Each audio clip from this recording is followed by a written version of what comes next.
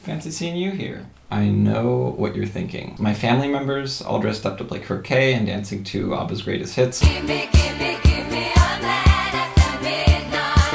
is some random content. Well, I'm back with some more randomness. I made this video almost 5 years ago and didn't post it because I didn't have any music to put in the background. So this afternoon I dug it out, I shortened it because it was long and boring, and I smacked on a couple songs that I made that contained mandolin. I bet you've always wanted to know how to turn a belt into a mandolin strap, so today is the day that you learn. I picked up this cool looking belt in South America with the idea of making a mandolin strap out of it. This is a small video of this project. The first thing I did was remove the belt loop and the buckle. The buckle required quite some force to bend. I had to try different tools until I found that using a hammer was the easiest way. The next step was the top end of the strap. I decided to use one of the already existing holes in the belt, so I cut it just before the last hole.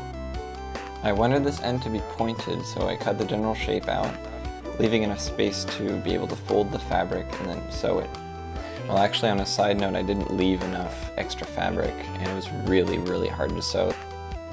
I ended up super gluing the folds that I wanted and kind of sewing over that. It was alright.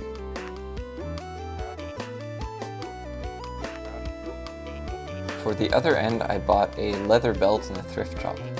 I cut the strap to the size I wanted, and then cut the leather so I could slide it into the strap. Here I used the super glue trick again to get the folds ready for sewing.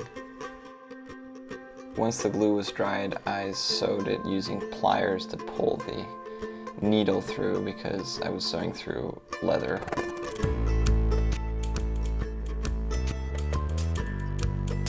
After that, I cut the bottom end to the shape that I wanted. The next thing to do was to make a hole for the strap pin. Since I don't have the adequate tools for this, I resorted to using my Swiss knife, which was not fun. But hey, that's why we use leather. It's tough. A slit was then added above the hole so we can fit the end piece onto the strap pin. And there you have it. This is the finished strap on the mandolin. It looks really great. The end pin part turned out really nice. And for the headstock, I just made a band out of the leather belt that I bought and tied it with a thin strand of leather. In the process, I also made a little pick container with the leftover pieces, and it fits snugly into my mandolin case, which is cool.